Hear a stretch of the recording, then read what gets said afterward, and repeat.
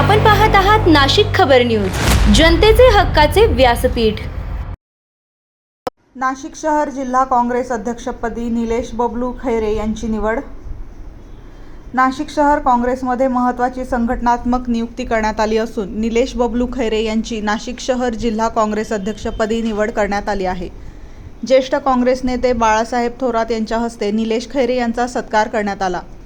या कार्यक्रमास खासदार शोभाताई बच्छाव, डॉक्टर कैलास कमित, निरंजन टकले, विजय राऊत, राजाराम गव्हाणे, तानाजी गामधान, रमेश कहाडोळे, भरत टाककर, ज्ञानेश्वर गायकवाड, डॉक्टर दिनेश बच्छाव, वसंत खैरे, राज कोकण, उल्हास सातभाई, बाबा खतिक, नाना जायभाव, सुफी जैन साजिद खान आणि रईस शेख यांच्यासह काँग्रेसचे पदाधिकारी व कार्यकर्ते मोठ्या संख्येने उपस्थित होते। यावेळी उपस्थित मान्यवरांनी निलेश बबलू खैरे यांचे अभिनंदन करून त्यांना पुढील राजकीय आणि संघटनात्मक वाटचालीसाठी शुभेच्छा दिल्या। नाशिक शहरात काँग्रेस संघटना अधिक मजबूत करण्यासाठी सर्वांना सोबत घेऊन काम करणार असल्याचा विश्वास निलेश खैरे यांनी व्यक्त केला। या निवडीमुळे नाशिक शहर काँग्रेस कार्यकर्त्यांमध्ये उत्साहाचे वातावरण निर्माण झाले असून संघटनात्मक बांधणीला नवी दिशा मिळणार असल्याची भावना व्यक्त केली जात आहे।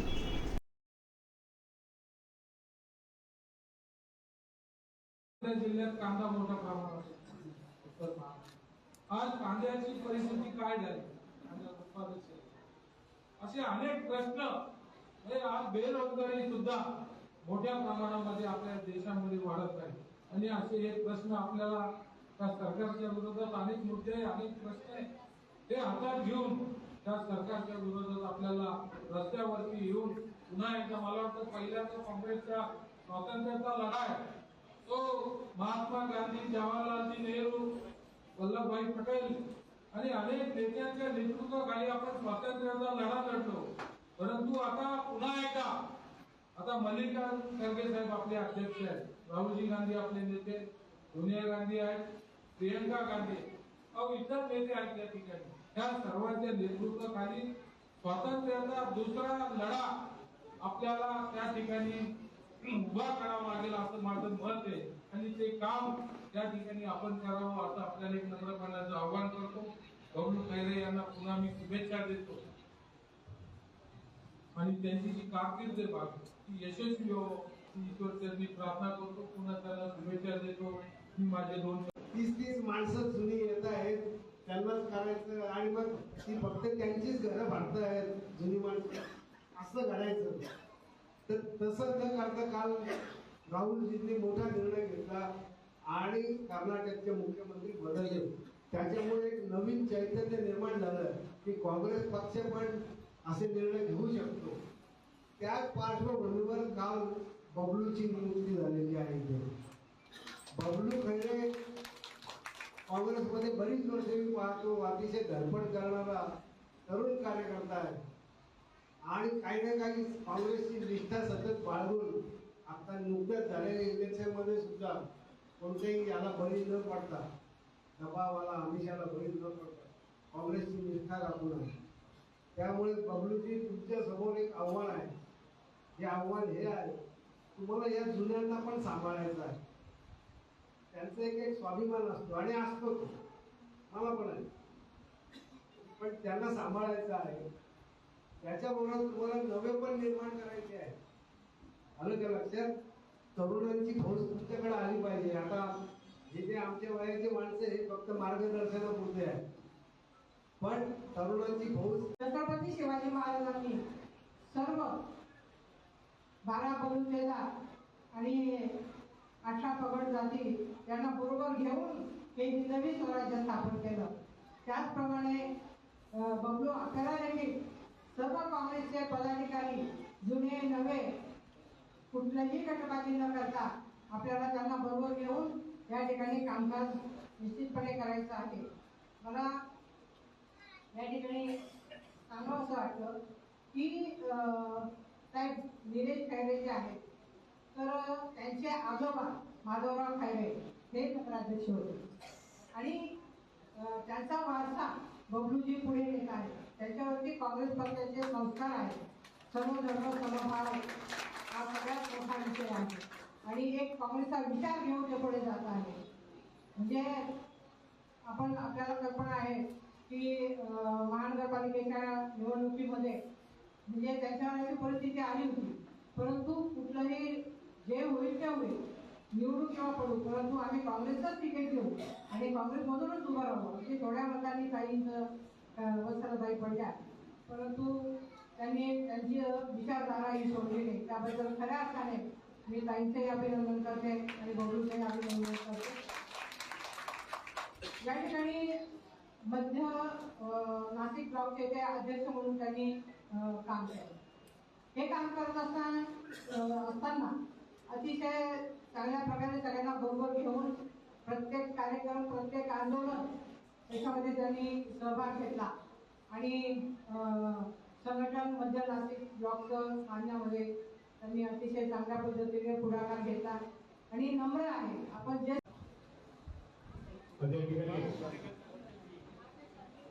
अखिल भारतीय काँग्रेस कमिटीने संपूर्ण देशामध्ये जे संघटन सृजन अभियान राबवत आहे त्याच्या अंतर्गत महाराष्ट्रामध्ये झालंय.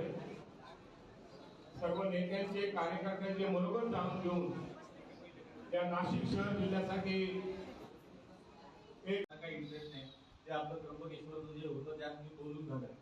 पण आता आजपासून नाशिकमध्ये पुन्हा एकदा पक्षाचं महत्व निर्माण करायचं. सामान्य माणसाचे जितके प्रश्न असतील, जितक्या समस्या असतील, त्या प्रत्येक प्रश्नाच्या वेळेला पक्ष त्याच्या बाजूने उभा राहील, पक्ष त्याच्यासाठी भूमिका घेईल. म्हणजे मला परत ते सांगायचे की काँग्रेसला चांगले दिवस म्हणजे काय? माझ्या शहरातल्या लोकांना, माझ्या गावातल्या लोकांना चांगले दिवस यावे यासाठी म्हणून पक्ष जेव्हा उभा राहील तेव्हा आपोआप पक्षाचे चांगले दिवस येतील. त्यामुळे त्या सामान्य माणसाच्या प्रत्येक अडीअडचणीला, प्रत्येक समस्येला हे आपण उभं राहायचं आहे. आज अनेक प्रकारे वेगवेगळे नॅरेटिव्ह लोकांमध्ये येत आहेत. ज्या ज्या वेळेला भारतीय जनता पक्षाच्या विरोधामध्ये प्रचंड प्रमाणावरती असंतोष उभा राहतो त्यावेळेला तो भाजपच्या विरोधामध्ये निर्माण झालेला असंतोष हा तुकड्या तुकड्यांमध्ये तोडून टाकण्यासाठी आतापर्यंत अनेक प्रयोग झाले. ते आम आदमी पक्षाचे झाले असतील, कधी वंचित बहुजन आघाडी वापरली असेल, असे अनेक प्रकार करून झाले. आता नवीन एक काहीतरी कॉक्रोच नावाने सुरू झाले. हे होऊ न देता हा संपूर्ण असंतोषाचा प्रमुख वाहक म्हणूनच जर आपण बनलो तर हा असंतोष दुसरीकडे कुठेही जाऊ शकणार नाही. त्याचे वाहक आपण असणार आहोत का? त्या प्रत्येक समस्येसाठी, प्रत्येक अडचणीसाठी मी सामान्य माणसाच्या बाजूला उभा राहणार का? आणि सामान्य माणसाचं म्हणजे जात, धर्म, पंथ, लिंग, भाषा या सगळ्याच्या पलीकडे जाऊन.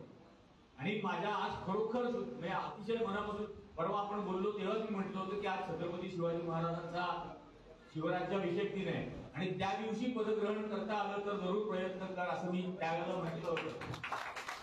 आणि कारण आजच्या सारखा दिवस नाही. आजचा दिवस हा महाराष्ट्राला स्वाभिमान शिकवतो. आजचा दिवस हा महाराष्ट्राला पराक्रम शिकवतो. आतापर्यंत आपण या सगळ्या महापुरुषांची खूप नावं घेत आहोत. छत्रपती शिवाजी महाराज असेल, राजर्षी शाहू महाराज असतील, या सगळ्यांचीच नावं. आज काळच असा आलेला आहे की यांचा पराक्रम दाखवायची वेळ. त्यामुळे थोडा यांना मी विनंती करतो आपला अध्यक्षीय भाषण या ठिकाणी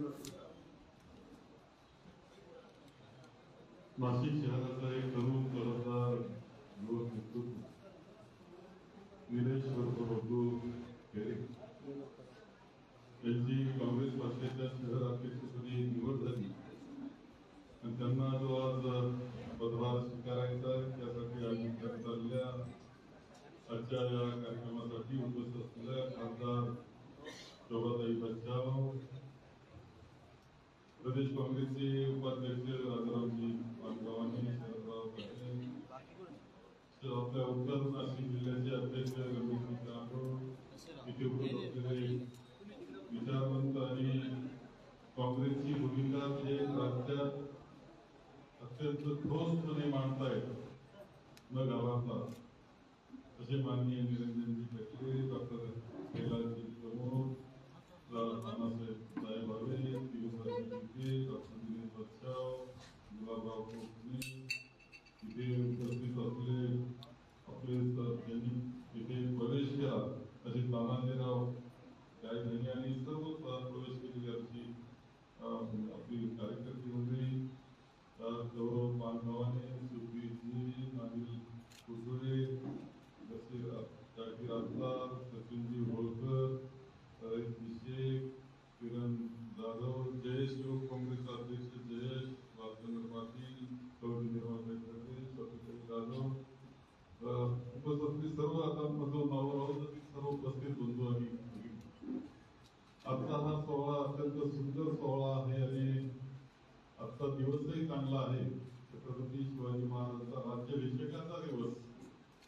माझे काही सुद्धा जर तपासलं हाच काही नसतो.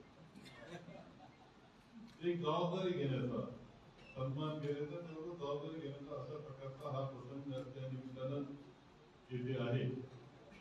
आपले तरुण नेतृत्व बबलू खैरे यांना आता काँग्रेसचे अध्यक्ष म्हणून काम करायचं आहे. म्हणजे दसला अक्कांचा मुलगा आणि धडपडणारा कार्यकर्ता एवढी ओळख होती. दसला अक्का म्हणजे एक प्रामाणिक व्यक्तिमत्व, काँग्रेसची एकनिष्ठ, त्याला गटगट माहित नाही असेल, काँग्रेस असेल तिला हजर राहणार, बरोबर. आणि त्यामुळे सगळे संस्कार घेऊन आता बबलू खैरे हे शहराचं नेतृत्व करणार आहे. त्यांचं स्वागत, त्यांना शुभेच्छा या निमित्तानं आपण सर्वजण करतो. जास्त वेळ भाषण करणार नाही. एक सांगेल तर काँग्रेस एक थोर परंपरा असणारा पक्ष आहे. परंपरेबरोबर विचार जे आहेत ते देशाला बरोबर घेऊन जाणारे विचार आहेत. कोणता विचार काँग्रेसचा असं जर आपल्याला विचारलं कोणी तर अत्यंत सोपं उत्तर द्याला की आपल्या राज्यघटनेमध्ये प्रियांबल मध्ये जे मूलभूत तत्व सांगितले ते काँग्रेसचे विचार आहे. म्हणजे राज्यघटना, लोकशाही आणि काँग्रेस वेगळी काढता येत नाही. सिंपल राज्य क्रॉस चेक करायचं, याला अध्यक्ष केलं तर काय होईल, याला अध्यक्ष केलं तर काय होईल, आणि मग ते खडा टाकून बघायचे की बबलू खैरेला अध्यक्ष केलं तर काय होईल, मग त्याला सकारात्मक उत्तर यायचं. आणि ह्या माध्यमातून ही नेमणूक झाली. त्यानंतर आपले सर्व महाराष्ट्र प्रदेश काँग्रेस कमिटीच्या ज्येष्ठ नेत्यांच्या मार्गदर्शनाखाली त्यांच्या कानावर टाकून त्यांनी सुद्धा या नियुक्तीला संमती दिली.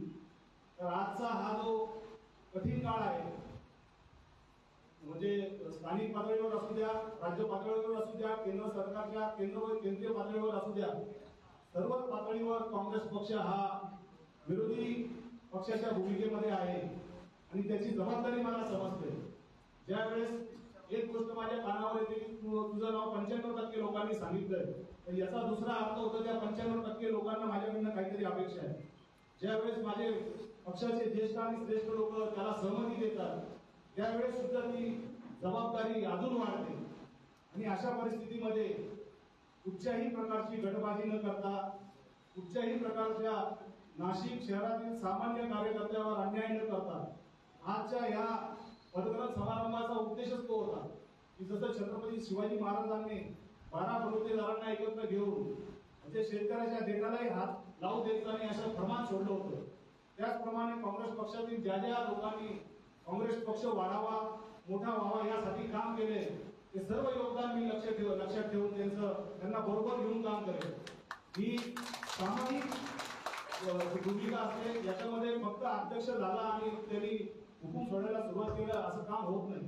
कोणीतरी कॅप्टन झालं तर कोणाला तरी बॉलिंग करावं लागते, कोणाला तरी बॅटिंग करावं लागते, उरलेल्या सर्वांना फिल्डिंग करावं लागते. एक टीम वर्क आहे आणि त्याचं भान ठेवून की माझ्या जुन्या सहकाऱ्यांना, नवीन सहकाऱ्यांना बरोबर घेऊन जुने जेवढे मार्गदर्शक नेते मंडळी आहे यांच्या कानावर प्रत्येक गोष्ट घालून त्यांची सहमती घेऊन हा काँग्रेस पक्ष या शहरामध्ये वाढवण्याचा प्रयत्न करेल. या शहरामध्ये विरोधी पक्षाच्या लोकांनी जो धुमाकूळ घातलेला आहे त्याला अंकुश ठेवण्याचं काम आम्ही रस्त्यावर उतरून करणार आहे. पदग्रहण समारंभ व्हायच्या अगोदर सुद्धा प्रदेश काँग्रेस कमिटीने जी कामं आम्हाला सांगितली, जी आंदोलनं आम्हाला करायला सांगितली ती आम्ही प्रमुख भूमिका म्हणून ती केलेली आहे. या पुढच्या काळात सुद्धा जनतेच्या भल्यासाठी जे करावं लागेल ते करेल.